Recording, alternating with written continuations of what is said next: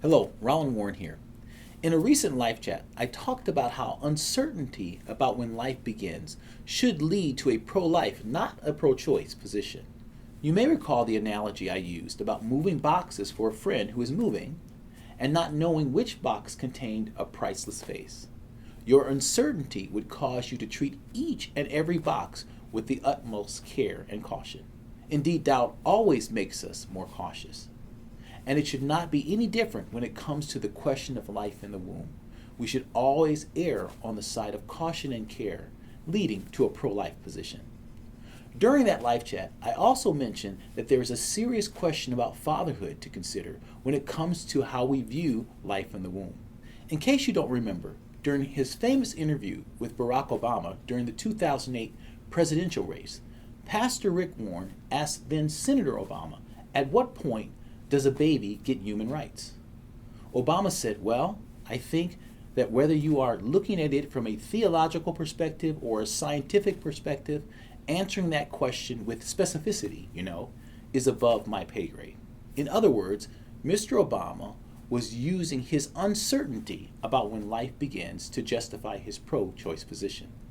When I heard that, I hoped that Pastor Warren had asked the follow-up question, which in my view should have been this.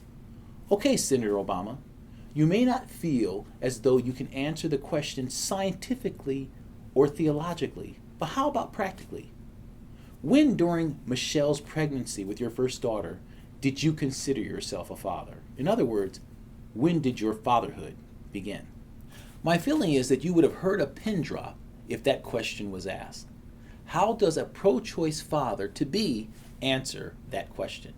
Let's play this out logically for a moment, but let's step away from the specific situation with President Obama and Pastor Rick Warren, and instead talk about any father in this situation. If a father said that he did not become a father until his child was actually born, then it begs the question as to what that father was thinking when he laid his hands on his wife's pregnant belly and felt his child kick for the first time. Did he not feel as though he was a father then? In fact, the only way you could believe that you were not a father is if you believe you don't have a child yet. So, when a father feels the awe-inspiring movement in his wife's belly, he would have to think that it was a lifeless clump of cells kicking inside of his wife's womb, right? How about during an ultrasound?